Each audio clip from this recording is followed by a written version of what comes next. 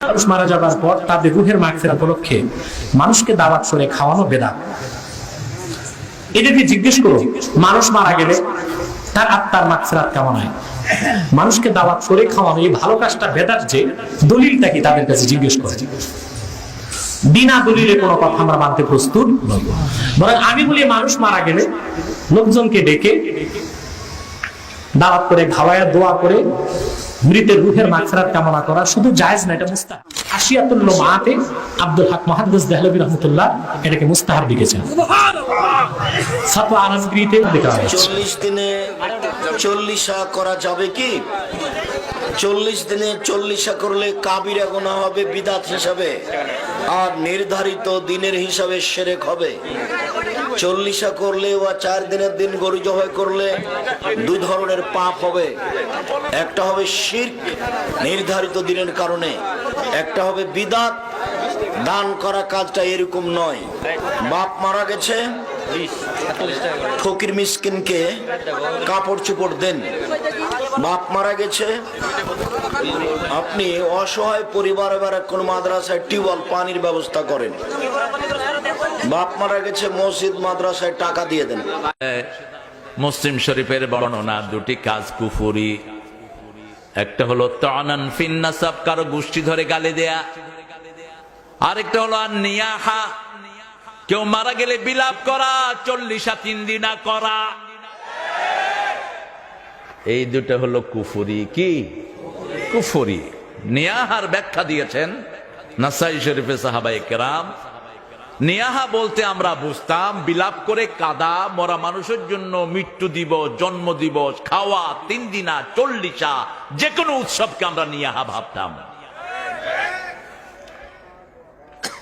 যেখানে খাওয়া হয় সেখানে খুশি না বেজার থাকে মানুষ?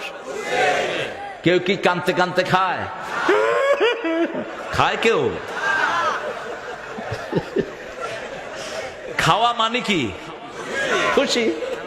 তা আপনার আব্বা মারা গেছে, আপনি ফুর্তি করেন কেমনে? তোমার বাপ মারা গেছে, 3 পদের খাওয়া দাও কেমনে? রাসূল সাল্লাল্লাহু আলাইহি ওয়াসাল্লাম বলছেন, বুখারীর হাদিস, ইউআযিবুল মাইয়িতু বিমানিহি, যখনই কেউ মুর্দার জন্য খাওয়ার আয়োজন করে সাথে সাথে মুর্দার কবরে আযাব শুরু হয়। বিলাপ করে কাঁদে, চুল ছিঁড়ে, বুক থাপড়ায়, আছে না নাই? আহারে গেল গারে, মরে কিছু দিল না রে, আন্দাজে খামাখা। আপনার কান্না হবে, কিন্তু কোন বিয়ে করছেন খুশির খবর, এজন্য ইসলাম বলে অলিমা খাওয়াও সবাই। সন্তান হয়েছে খুশির খবর, ইসলাম বলে আকিকা খাওয়াও সবাই। ঠিক না বেঠিক? ছেলে মেয়ে পাশ করছে, রেজাল্ট ভালো হয়েছে, আপনি সবাই মিষ্টি খাওয়ান। এই না আমরা করি। আপনার বাবা, আপনার মা, আপনার প্রিয়জন মারা গেছে, এই অবস্থায় আপনি সবাইকে গরু জবাই করে খাওয়াইতেছেন।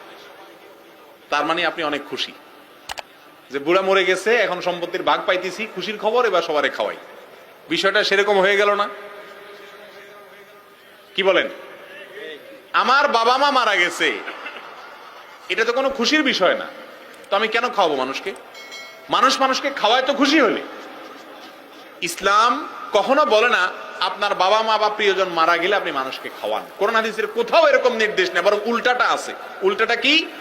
নবী আলাইহিস সালাম বলেছেন, ইসনাউ লিআলি তালিব তুআমা, কেউ মারা গেছেন তার জন্য তোমরা খাবার তৈরি করে পাঠাও। যে লোক মারা গেছে তার পরিবারের লোকদের জন্য খাবার তৈরি করে পাঠাও, কারণ তাদের মন খারাপ। ঠিক না বেঠিক?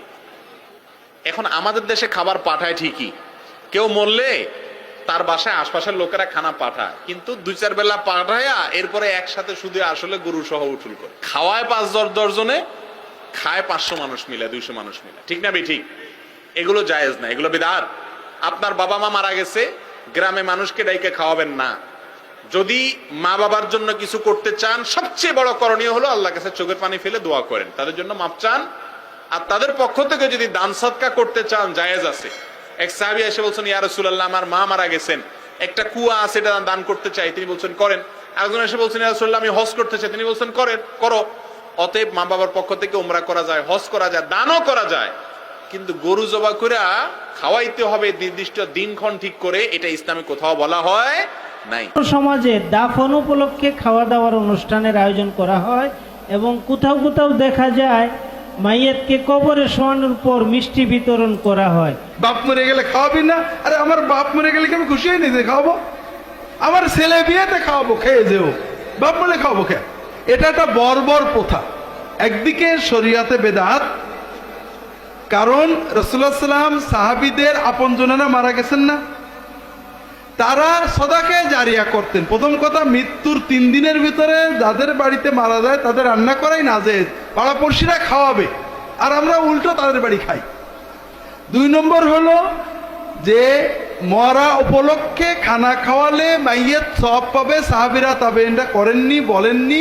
রাসূলুল্লাহ সাল্লাম বলেছেন সাদাকায়ে জারিয়া করতে, যে আপনি 2 লক্ষ টাকা 1 লক্ষ টাকা খরচ করে খাওয়ালেন। প্রথমত নবীর তরিকার খেলাফ, সওয়াব হবে না। আপনি কি প্রতি বছর 1 লাখ টাকার খানা করতে পারবেন নাকি? পারবেন না? পারবেন না। যদি আপনি ওই 1 লাখ টাকা মসজিদ বানাতেন, মাদ্রাসা বানাতেন, সাদাকায়ে জারিয়া করতেন, তাহলে আপনার বাবা মা কিয়ামত পর্যন্ত প্রতিদিন এই টাকার সওয়াবটা পেতে থাকতেন। তা আসলে ভাইরা আমরা ভুল বুঝি, এই খানা সামাজিকতা, এর ভিতরে সওয়াব তো নেই, গুনাহ হবে। আপনারা সাদাকায়ে জারিয়া করবেন, কিছু না পারলে এতিমখানায় গরু দিয়ে দেবেন, ছাগল দিয়ে দেবেন, সাদাকার নিয়তে, এটার সওয়াব যেন আব্বা আম্মা পায়। মৃত ব্যক্তিকে কেন্দ্র করে কোনো জিয়াফত করা, মিলাদ করা, কোনো কোরআনখানি, কুলখানি, এগুলি সবই টোটাল নিয়াহাতের অন্তর্ভুক্ত। ইবনে মাজার মধ্যে জাবির ইবনে আব্দুল্লাহ বলছেন যে কুন্না নাউদ্দুল ইজতিমা ইলা আহলিল মাইয়িত ওয়া সানআতাত তুআমি মিনান নিয়াহা। আমরা মৃত ব্যক্তির পরিবারের ওখানে কয়েকজন মিলে জড়ো হওয়া, যে কোনো কাজ করা, জড়ো হয়ে কোনো জিয়াফত হতে পারে, কোরআন মৃত্যু পরবর্তী হোক, ইভেন মৃত্যু বার্ষিকী উপলক্ষে হোক, বার্ষিকী উপলক্ষে হোক, এগুলো করা, সেখানে কোনো খাবার দাবার আয়োজন করাকে নিয়াহাত মনে করতাম। আর নিয়াহাত কি জিনিস? মানে শোক অনুষ্ঠান, ক্রন্দন অনুষ্ঠান, এই জাতীয় খাওয়ানোর অনুষ্ঠান। এগুলো করলে কি হয়? সহিহ বুখারীর জানাজা পর্বে একটা হাদিস রয়েছে, আল মাইয়িতু ইউআযাবু বিমা নিহা আলাইহি। মাইয়েতের জন্য এই জাতীয় কোনো অনুষ্ঠান করলে তার আযাব হবে। তাহলে আমরা মৃত্যুবার্ষিকীতে যা করি, আমরা আসলে মা বাবার আযাবের ব্যবস্থা করে দিচ্ছি, পয়সা খরচ করে। বেদাত অনুষ্ঠান হিসেবে গণ্য হবে। বেদাত অনুষ্ঠান হওয়ার কারণে এগুলো দ্বারা মা বাবার মুক্তি তো হয় না, বরং কবরে তাদের আযাব হবে। যদি তারা জানতেন যে আমার সন্তান এটা করবে আর জেনেও নিষেধাজ্ঞা দিয়ে জাননি, তখন কিন্তু ইসলাম কি ভাড়াটে ধর্ম যে আপনার বাপ মরে গেছে তাই হুজুরকে ভাড়া করা লাগবে যেন হুজুর দোয়া করে দেয়? ইসলাম কি ভাড়াটে ধর্ম যে আপনার পিতা মরে গেছে, আপনি কোরআন পড়তে পারেন না, আপনার বাপ কোরআন পড়া জানে না, হুজুরকে ভাড়া করে নিয়ে এসে কোরআন পড়াতে হবে? ইসলাম ভাড়াটে ধর্ম নয়। ইসলামে যা কিছু করবেন আপনি নিজে করবেন, আপনার সাথে আপনার সৃষ্টিকর্তার সম্পর্ক, ডাইরেক্ট কানেকশন। পৃথিবীর মানুষ আপনাকে ধোঁকা দিতে পারে, পৃথিবীর সব মানুষ স্বার্থপর, পৃথিবীর অধিকাংশ মানুষ ধোঁকাবাজ, সবকিছুই আপনাকে ধোঁকা দিবে। আপনার স্ত্রী সন্তানও আপনাকে ধোঁকা দিবে। কেউ আপনাকে সত্যিকার ভালোবাসে না, কেউ আপনার নিকটাত্মীয় নয়, কেউ আপনার কাছের নয়, আপনার পীরও আপনার কাছের নয়, আপনার মুরিদও আপনার কাছের নয়, আপনার শায়েখও আপনার কাছের নয়, আপনার বাপও আপনার কাছের নয়, আপনার মাও আপনার কাছের নয়। আল্লাহ আপনার যত কাছের, আল্লাহ আপনার যত ভালোবাসার। এই জিনিসটা অনুভব করার নামই হচ্ছে তাওহীদ। কিসের পীর? পীর যতটা না আপনার কাছের, পীর যতটা না আপনার কাছের, আপনার আল্লাহ আপনার নিকটে তার চেয়ে সবচেয়ে বেশি কাছের।